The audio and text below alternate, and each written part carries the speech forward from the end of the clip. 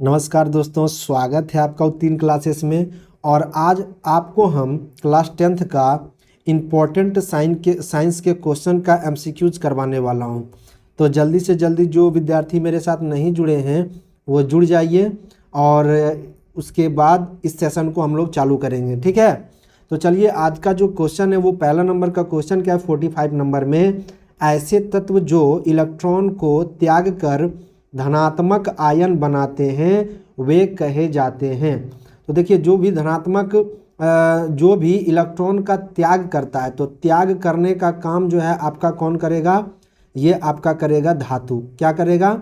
धातु। यानी धातु जो है वो इलेक्ट्रॉन का क्या करते हैं, त्याग करते हैं, ठीक है, त्याग कर देते हैं। उसके बाद क्वेश्चन नंबर चलते हैं अगले पे। इसमें क्या बोला जा रहा है, इसमें बोला जा रहा है कि लोहे पर जिंक लेपित करने की प्रक्रिया को क्या कहते हैं। तो देखिए, लोहे पे जंग लगने से उसको बचाने के लिए, जंग लगने से उसको बचाने के लिए उस पर जो है, उस पर जस्ते की परत चढ़ाई जाती है, जिसको कि हम लोग बोलते हैं गैल्वेनीकरण बोलते हैं। यानी ऑप्शन नंबर जो है आपका सी सही आंसर हो जाएगा, ठीक है। अब चलते हैं अगले क्वेश्चन की ओर। इसमें क्या है, निम्न में से कौन सहसंयोजी यौगिक है। तो ये आपका सहसंयोजिक यौगिक जो है वो क्या है, मीथेन है, CH4। इसको हम लोग मीथेन के नाम से भी जानते हैं, ठीक है। इसको मार्स गैस भी कहा जाता है, इसको मार्स गैस भी कहा जाता है। चलिए, क्वेश्चन संख्या अगला चलते हैं। आभूषण बनाने वाले सोना होता है। तो आभूषण बनाने वाला जो सोना होता है वो देखिए कितने कैरेट का होता है। तो आपका वो होता है, आभूषण जिससे बनाया जाता है वो होता है 22 कैरेट का। कितने कैरेट का होता है, यानी 22 कैरेट का जो है, 22 कैरेट का ये ये आभूषण बनाने के लिए इसका। लेकिन जब आपसे शुद्ध सोना पूछेगा तो वो होता है 24 कैरेट का। वो कितने कैरेट का होता है, वो 24 कैरेट का होता है, ठीक है। चलिए, अगला क्वेश्चन की ओर चलते हैं। इसमें बोला जा रहा है निम्न में कौन सा उत्कृष्ट तत्व है। तो उत्कृष्ट तत्व कौन सा है, तो इसमें आपका हो जाएगा आर्गन हो जाएगा। क्या हो जाएगा, आर्गन। Option number C. देखिए, उत्कृष्ट गैस जो है उसकी संख्या कितनी है, 6 है। उत्कृष्ट गैसों की संख्या कितनी है, 6, जो कि हम आपको 6 गैस का नाम जो है वो क्या किए हैं, तो बता चुके हैं, ठीक है। पहला है हीलियम, हीलियम है एक। दूसरा है हीलियम के बाद आर्गन, आर्गन के बाद क्या है, क्रिप्टॉन है, जेनॉन है, रेडॉन है, ठीक है। ये सब आपका जो है ये उत्कृष्ट गैस है। अब क्वेश्चन संख्या चलते हैं अगला पे, ठीक है। इसमें बोला जा रहा है ताम्र एवं टीन के मिश्र धातु को क्या कहते हैं। तो जब देखिए, जब जब ताम्र को और हम टीन को, इन दोनों को आपस में क्या करेंगे, मिला देंगे, तो हमारा क्या बन जाएगा, कांसा बन जाएगा, ठीक है। तो ऑप्शन नंबर आपका हो जाएगा सही ए। अब चलते हैं क्वेश्चन नंबर 47 पे। इसमें बोल रहा है प्लास्टर ऑफ पेरिस का रासायनिक सूत्र क्या है। प्लास्टर ऑफ पेरिस का रासायनिक सूत्र क्या है। तो देखिए, इसका रासायनिक सूत्र प्लास्टर ऑफ पेरिस का होता है, ये ऑप्शन नंबर बी हो जाएगा। इसका होता है CaSOA, उसके बाद होता है HO2, ठीक है। ये हो गया प्लास्टर ऑफ पेरिस का। अगला क्वेश्चन की ओर चलते हैं, अगले क्वेश्चन की ओर। इसमें बोला जा रहा है अम्ल और क्षार आपस में अभिक्रिया कर क्या बनाते हैं, ठीक है। तो अम्ल और क्षार जब आपस में क्रिया करते हैं तो वो आपका क्या बनाते हैं, लवण बनाते हैं। क्या आपका बनाएंगे, लवण, ठीक है। जब अम्ल और क्षार जब अभिक्रिया करता है तो वो क्या बनाएगा, आपका लवण बनाएगा, ठीक है। क्वेश्चन नंबर अब चलते हैं 49 पे। इसमें क्या है, बुझा हुआ चूना है। तो देखिए, बुझा हुआ चूना का आपको सूत्र बताना है। तो बुझा हुआ चूना का सूत्र होता है CaO, यानी कैल्शियम ऑक्साइड को हम लोग क्या बोलते हैं, बुझा हुआ चूना बोलते हैं, ठीक है। अगला चलते हैं क्वेश्चन नंबर 50 पे। निम्न में कौन भस्म नहीं है? निम्न में कौन भस्म नहीं है? तो देखिए इनमें कौन भस्म नहीं है, तो ये है NaCl, यानी सोडियम क्लोराइड जो है वो आपका भस्म है कि जस्ता का अयस्क है, जस्ता का अयस्क है। तो जस्ता का अयस्क क्या होगा आपका? देखिए जस्ता का हो जाएगा zinc blade, option number B zinc blade हो जाएगा। अगला क्वेश्चन नंबर चलते हैं, सिलिकॉन एक है। देखिए सिलिकॉन क्या है? एक उपधातु है। सिलिकॉन क्या है? एक उपधातु है, ठीक है। इसका प्रयोग जो है, इसका प्रयोग बहुत सारे इलेक्ट्रॉनिक्स चिप बनाने में इसका प्रयोग जो है वो किया जाता है। किसी का? सिलिकॉन का, ठीक है। अब चलते हैं क्वेश्चन संख्या 53 में, अल्कोहल में कौन सा तत्व उपस्थित है? तो देखिए अल्कोहल में जो है वो नाइट्रोजन जो है वो उपस्थित रहता है, Na2, ठीक है। नाइट्रोजन जो है वो आपका उपस्थित रहता है किसमें? अल्कोहल में। क्वेश्चन संख्या अब चलते हैं 54 पे, मीथेन अम्ल का सामान्य नाम है, यानी मीथेन का आपको सामान्य नाम बताना है, तो इसको हम लोग बोलते हैं फॉर्मिक अम्ल बोलते हैं। ऑप्शन नंबर ए बिल्कुल करेक्ट हो जाएगा, आप इस पर टिक लगाइए, फॉर्मिक अम्ल इसको कहा जाता है, ठीक है। उसके बाद है स्वयं पोषी पोषण के लिए क्या आवश्यक है? तो देखिए स्वयं पोषी पोषण के लिए आपको क्लोरोफिल भी चाहिए, कार्बन डाइऑक्साइड तथा जल भी चाहिए, और सूर्य का प्रकाश भी आपको चाहिए। तो सही जो आपका ऑप्शन हो जाएगा वो ऑप्शन नंबर डी हो जाएगा, इनमें से सभी हो जाएगा, ठीक है। उसके बाद है कैल्शियम पाया जाता है, ठीक है। तो कैल्शियम आपका पाया जाएगा किसमें? क्लोरोफिल में, ठीक है। क्लोरोफिल कहाँ पाया जाता है? पेड़ पौधे के पत्तियों में और टहनियों में पाया जाता है क्लोरोफिल। इसी के कारण जो है पेड़ पौधे हरे रंग के दिखते हैं, क्लोरोफिल के कारण ही, ठीक है। चलिए अगला क्वेश्चन की ओर चलते हैं। इसमें बोल रहा है तैलीय कागज होता है, तो तैलीय कागज जो कैसा होता है? पारदर्शक होता है, ठीक है। तैलीय कागज कैसा होता है? पारदर्शक, यानी ऑप्शन नंबर ए, यानी तेल जिसमें लगा हुआ है, वैसा कागज जिसमें तेल लगा हुआ है वो आपका पारदर्शी हो जाता है, ठीक है। अगला क्वेश्चन क्या है? अगला क्वेश्चन है लेंस द्वारा उत्पन्न आवर्धन की SI इकाई क्या है, ठीक है। तो लेंस द्वारा जो है मात्रक आवर्धन की इकाई, ये जो है मात्रक विहीन होता है, इसका कोई भी मात्रक नहीं होता है, ठीक है, कोई भी मात्रक नहीं होता है।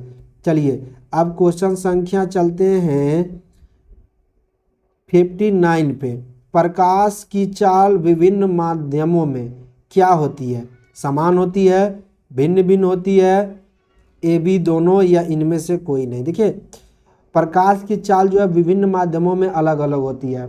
निर्वात में प्रकाश की चाल अलग होती है, फिर आपका हवा में प्रकाश का चाल अलग होता है, ठीक है, पानी में चाल उसका अलग होता है, कांच में उसका चाल अलग होता है, यानी विभिन्न विभिन्न माध्यमों में प्रकाश की चाल जो है वो अलग अलग होती है।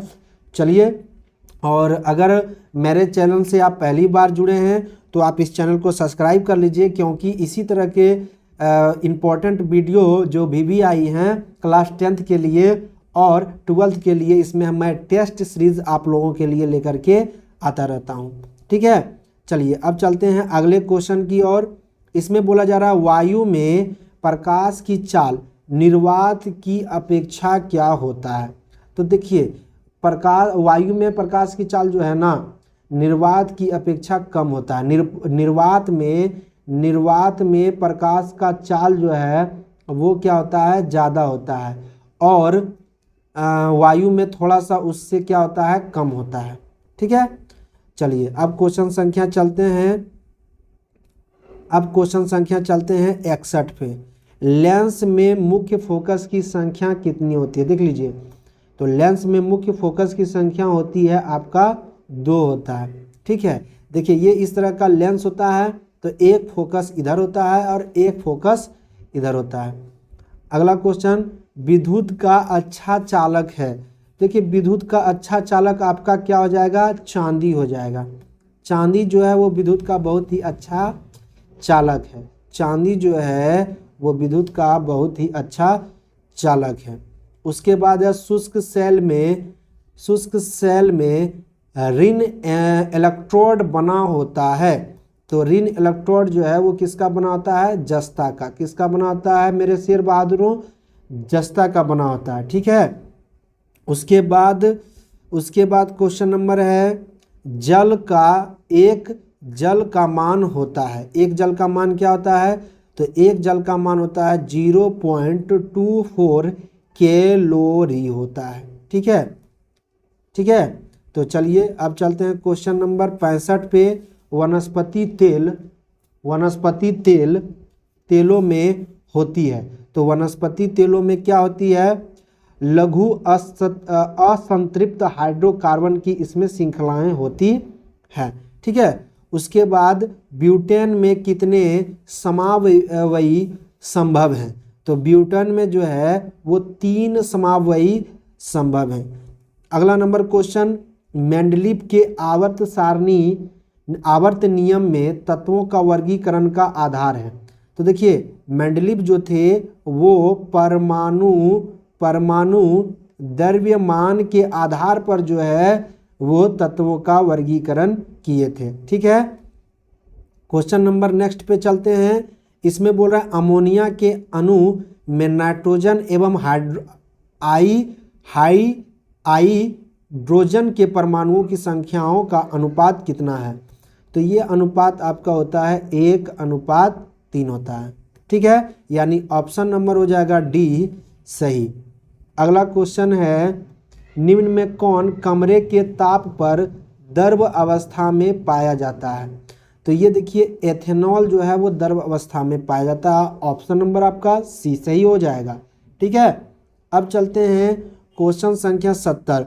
सिरके में निम्न में से कौन सा अम्ल पाया जाता है? तो देखिए सिरके में जो है एसिटिक अम्ल पाया जाता है। कौन सा अम्ल पाया जाता है? एसिटिक। उसके बाद क्या है? अम्ल पाया जाता है। निम्न में कौन कार्बन के अपरूप नहीं है?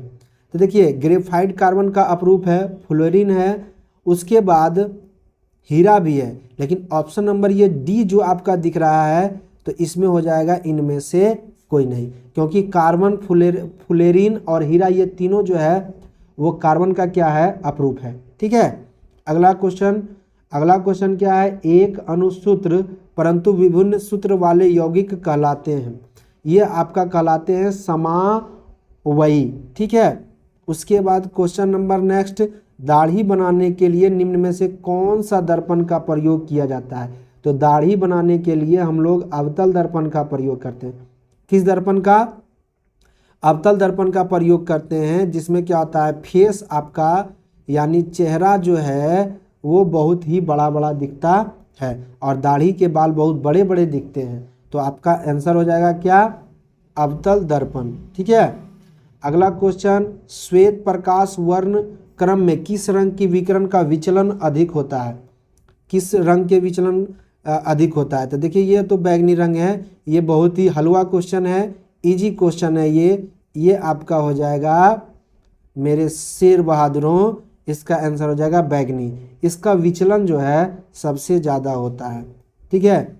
उसके बाद है समतल दर्पण की फोकस दूरी होती है। तो समतल दर्पण की जो फोकस दूरी होती है वो अनंत होती है। ठीक है। समतल दर्पण की फोकस दूरी क्या होती है? अनंत होती है।